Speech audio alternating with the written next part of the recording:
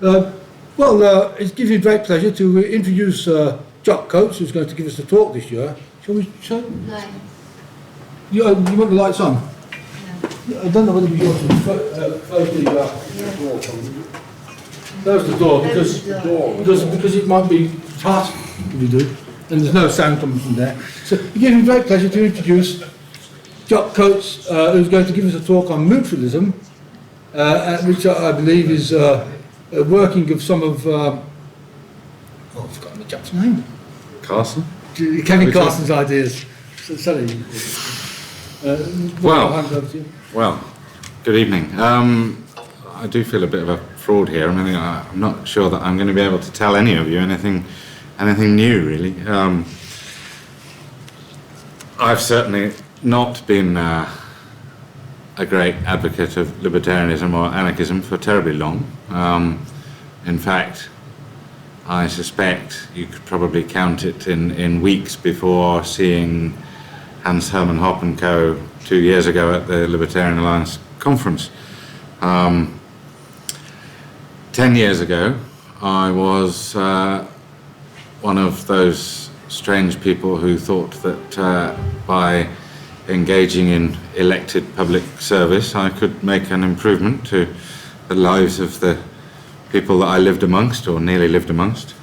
And I was my union's branch representative on the Oxford and Districts Trades Council with all the trots and things like that.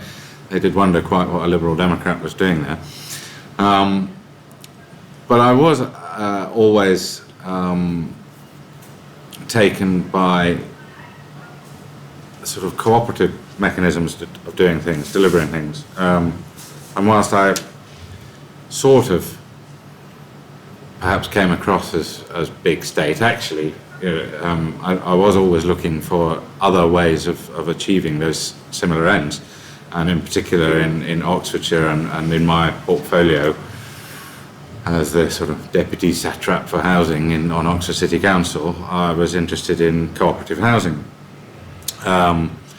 And through all that, I became interested in a number of the two sort of fundamental issues behind why our housing is unaffordable in Oxfordshire and elsewhere, land policy and monetary policy. And I stuck fairly rigidly to what I think I would probably call now the left. I was looking at monetary policy from the point of view of people like, I don't know if you know James Robertson, Creating New Money,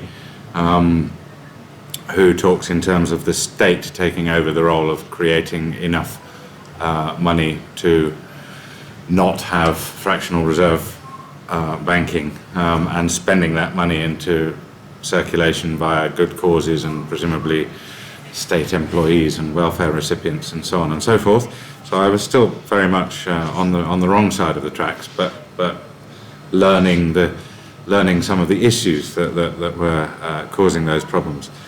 And I also became a Georgist after Henry George, who believed in land value tax, the single tax as he called it, and was involved for quite a while with the Lib Dems campaign body that pushes for land value tax. I'm even a published author in our pamphlet that celebrated the centenary of Lloyd George's People's Budget,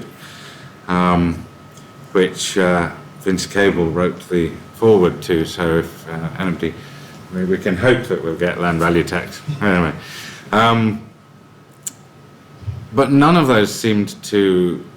I mean, I started. I think I first really joined the Libertarian Alliance mailing list, really, and sort of lurked for several months, sort of watching and listening. And then I saw this chap, Kevin Carson, and I looked up his blog and his website, and his strapline is free market anti-capitalism. And I thought, wow, that sort of sounds like what I'm after. in the sense that I could see that there were issues with actual existing capitalism. That hadn't sort of left me from my far left sort of days. And so I started looking a bit more into this idea that he called mutualism, because it obviously in Britain we think of mutualism and the cooperative movement in the same sort of breath, and all of my previous lefty sort of friends had warned me off libertarians because they were American, and not the libertarians, I mean the lefty friends, and thought that all libertarians must be Ayn Rand fans, and I don't know, I got the impression perhaps worship something that came down from space or something. So it was kind of refreshing to see a slightly different sounding approach. This idea of free market, but also anti-capitalism. And I was still stuck with this sort of statist model until, as I say, my Damascene moment was listening to Hans Hermann Hoppe, because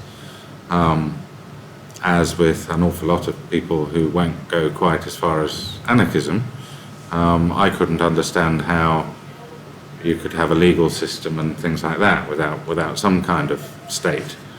And having read enough of Robert Nozick to hear him say, just off the cuff, that any alternative would turn into a state, and on the other hand to find out that what he really meant by the Lockean proviso wasn't what Georgists tend to quote him as, in terms of land tax and so on. I had got stuck at that point. And fast forward a bit now to sort of present day. One thing I notice, for someone from the left, I guess Hans Hermann Hoppe might be an odd person to have been sort of fully converted by it, kind of thing. But one thing that, after we came back from the conference and so on, and I got a bit stuck more into sort of participating on the Libertarian Alliance list, I was asking Kevin Carlson what he called himself, because that list seemed to be largely right oriented, and he said to me, well, I find them all a bit porous, and that we're all after roughly the same ends, and that got me slightly even more confused, if you like, because I had been led to believe that there was this large divide between libertarian left and libertarian right, and today, even now, I mean, very recently we had quite a heated set of debates amongst a few libertarian bloggers who have what I think is probably a European view that the libertarian left or the anarchist left are something fundamentally different, in that they take a different view of property. They may even advocate compulsory collectivism in some shape or form, and so on and so forth. And it seems to cause an awful lot of heat in this country, where I don't see that happening in the States. The guys around the Centre for the Stateless Society, which is avowedly left libertarian, are, yes, they're constantly arguing with the Mises crowd, but it's no more of an argument than a good academic disputation would be in a university. It's not that they're not fundamentally, largely speaking, opposed to each other, and certainly that form of libertarian left, if you like, is not advocated